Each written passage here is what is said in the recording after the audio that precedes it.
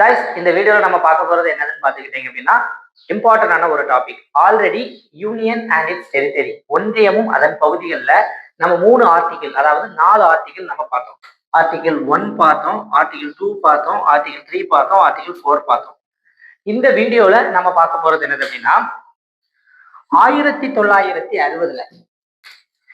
1960ல நம்மளுடைய உச்ச நீதிமன்றம், அதாவது சுப்ரீம் கோர்ட் முன்னாடி ஒரு வழக்கு வருது. அந்த வழக்குக்கு பேர் என்ன அப்படின்னா பெருபாரி யூனியன்.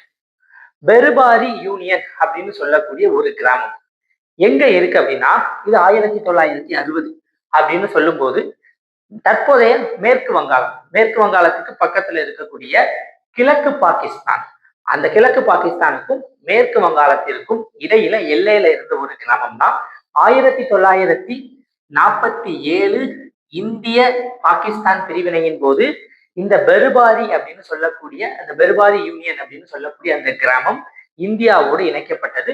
வெஸ்ட் பெங்காலுடைய ஒரு பகுதியாக இருந்தது, மேற்கு வங்காளத்தினுடைய ஒரு பகுதியாக இருந்தது. ஆனா இங்க பாத்துக்கிட்டீங்க அப்படின்னா ஒரு அரசியல் கிளர்ச்சி நிலை ஏற்பட்டது. அதற்கு காரணம் என்ன அப்படின்னா, இந்த பெருபாரி யூனியன்ல அதிகமா இருந்த மக்கள் இஸ்லாமியர்கள். அவங்க நாங்க கிழக்கு பாகிஸ்தானோடு இணைய வேண்டும் என்று போராட்டம் நடத்தினாங்க.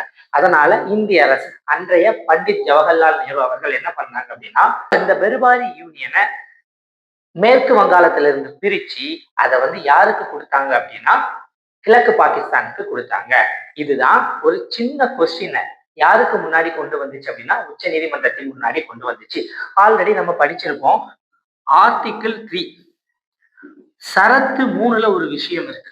என்ன விஷயம் இருக்கு அப்படின்னா ரீஅட்ஜஸ்ட்மெண்ட் அப்படின்னு சொல்லிட்டு, அதாவது மாநிலங்களினுடைய மறுசீரமைப்பு அப்படிங்கிறது சரத்து 3ல இருக்கதா நம்ம படிச்சோம். அப்ப அதுல ஒரு வேர்டு என்ன அப்படின்னா டிமினிஷ் அப்படின்னு ஒரு வேர்டு இருக்கு. என்ன டிமினிஷ் அப்படின்னா மாநிலத்தின் எல்லைகளை குறைக்கலாம். யாரு நினைச்சா, இந்திய நாடாளுமன்றம் நினைத்தால் மாநிலத்தின் எல்லையை குறைக்கலாம்.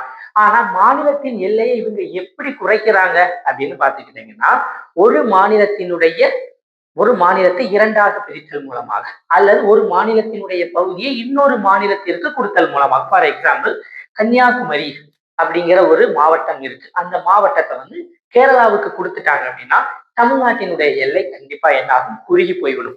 அப்படி என்ன பண்ணலாம் அப்படின்னா குறைக்கலாம். ஆனா அரசியலமைப்புல எங்கேயுமே சீடர் டு ஃபாரின் டெரிட்டரி, அயல் நாட்டிற்கு ஒரு பகுதியை கொடுப்பதன் மூலமாக இந்திய மாநிலத்தினுடைய எல்லை பகுதிகளை குறைக்கலாம் அப்படிங்கிற ஒரு விஷயம் எங்கேயுமே கிடையாது.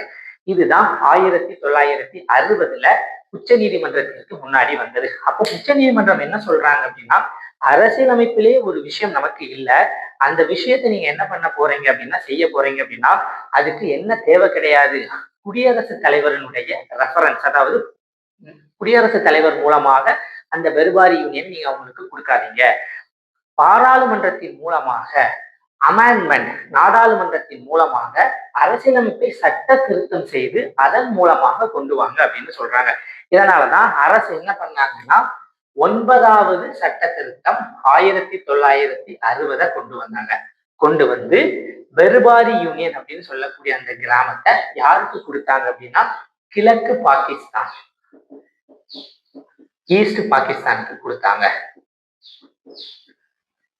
இதன் மூலமா இந்தியாவுடைய ஒரு சிறிய கிராமம் சுதந்திரத்திற்கு பிறகு யாருக்கு வழங்கப்பட்டது என்றால் இன்றைய பங்களாதேஷ், அன்றைய கிழக்கு பாகிஸ்தானுக்கு கொடுக்கப்பட்டுச்சு.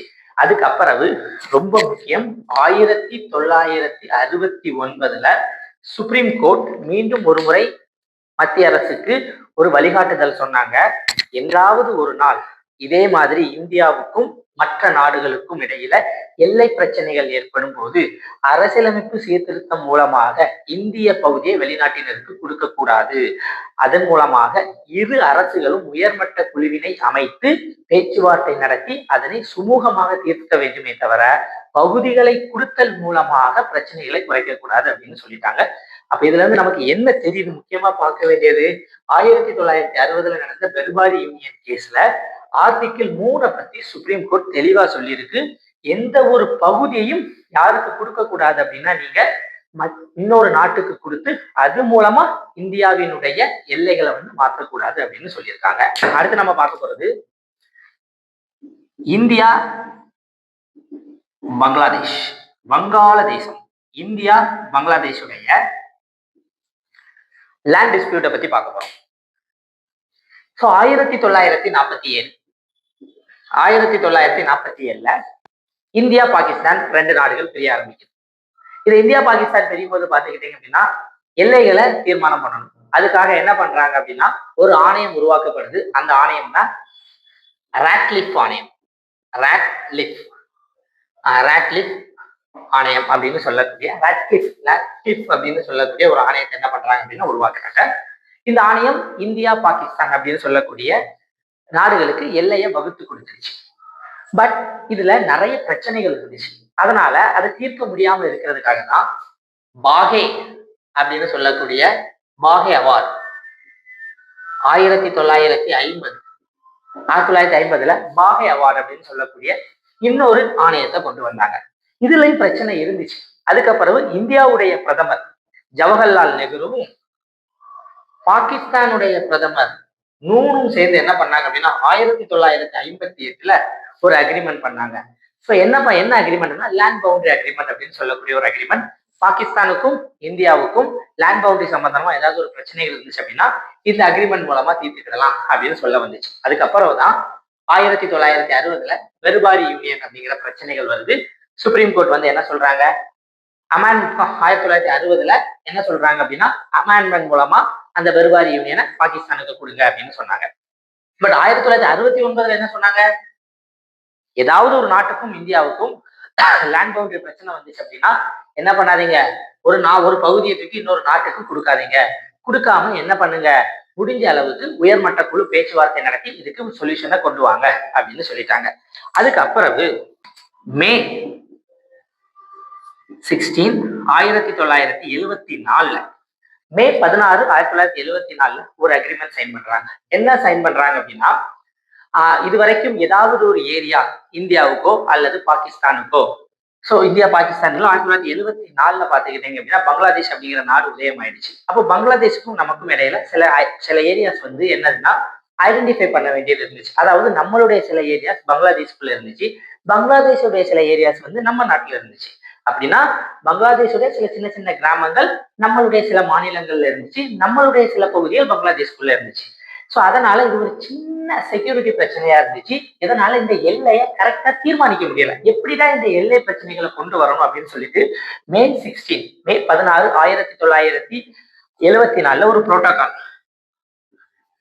அல்லது ஒரு அக்ரிமெண்ட் என்ன பண்றாங்க அப்படின்னா சைன் பண்றாங்க. இதன் மூலமா அந்த முக்கியமான அந்த ஏரியாவை வந்து துல்லியமா லேண்ட்மார்க் கூட கண்டுபிடிச்சுக்கிட்டு இனிமே லேண்ட் பிரச்சனை வரும்போது இதை எப்படி சமாளிக்கலாம் அப்படிங்கிறதுக்காக சொல்யூஷனையும் அதுல கொண்டு வாங்க அப்படின்னு சொல்றாங்க. அதாவது முக்கியமான ஏரியாவை முதல்ல ஃபைண்ட் அவுட் பண்ணுங்க, ரெண்டாவது அந்த பிரச்சனைகளை எப்படி தீர்க்கலாம் அப்படின்னு சொல்லிட்டு அதுக்கான வழிமுறைகளையும் இந்த அக்ரிமெண்ட்ல என்ன பண்ணியிருந்தாங்க அப்படின்னா கொண்டு வந்தாங்க. ஆனா அதுல ஒரே ஒரு விஷயம் மட்டும், 2 நாடுகளும் ராட்டிஃபைட். அதாவது இப்போ ஒரு அக்ரிமெண்ட் போடுறாங்க, இப்போ வந்து ஒரு ஒப்பந்தம் போட்டுட்டாங்கன்னா 2 நாடுகளும் என்ன பண்ணணும் அப்படின்னா அந்த நாட்டினுடைய நாடாளுமன்றத்துல இதுக்கு ஒப்புதல் வாங்கணும். அப்படி ஒப்புதல் வாங்கும்போது இந்த அக்ரிமெண்ட்ல இந்த கான்ஸ்டிடியூஷனல் அமெண்ட்மெண்ட் அரசியலமைப்பு திருத்தம் அது மட்டும் என்ன ஆகல அப்படின்னா ராட்டிஃபைட் ஆகல, மற்ற எல்லாமே ராட்டிஃபைட் ஆயிடுச்சு.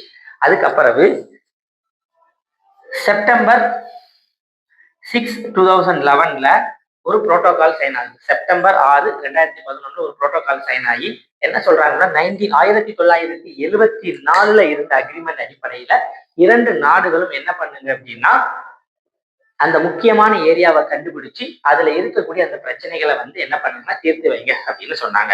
இதுக்காக தான் ரொம்ப முக்கியமான ஒரு சட்ட சீர்திருத்தம் 100வது அரசியலமைப்பு சட்ட திருத்தம் 2015 இந்திய அரசு என்ன பண்றாங்க அப்படின்னா தங்களுடைய நாடாளுமன்றத்துல ஏற்றாங்க. இது மூலமா பங்களாதேஷ்ல இருந்த நம்மளுடைய 111 பகுதிகளை நம்ம பங்களாதேஷுக்கே கொடுத்துட்டோம். அவங்க கிட்ட இருந்த 51 பகுதிகளை அவங்க நம்ம கிட்ட தந்துட்டாங்க. நம்ம நினைக்கலாம் நம்ம அதிக பகுதிகளை கொடுத்துக்கிட்டு குறைவான பகுதிகளை நம்ம வாங்கியிருக்கோமே. ஒரு விஷயம் சொல்றேன், இப்போ இதுதான் இந்தியான்னு வைங்க, இந்தியாவுக்குள்ள பங்களாதேஷ் இருக்கு. இந்த பங்களாதேஷ்குள்ளதான் இந்த 111 பகுதிகள் இருக்கு. இந்த 111 பகுதிகளுக்கு இந்தியன் அபிஷியல்ஸோ இல்ல இந்திய பீப்புளை வந்து கண்காணிக்கிறது அப்படிங்கிறது கஷ்டமான ஒரு விஷயம்.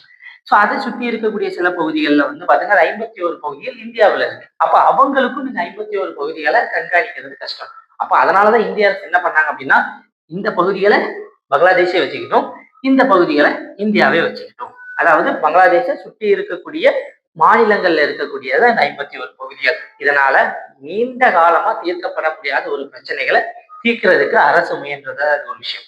இதுல முக்கியமா என்ன பண்ணாங்க அப்படின்னா இது இந்தந்த மாநிலங்கள்ல இருக்கிறதுனால இந்திய அரசியலமைப்பு ஒரு கூட்டாட்சி.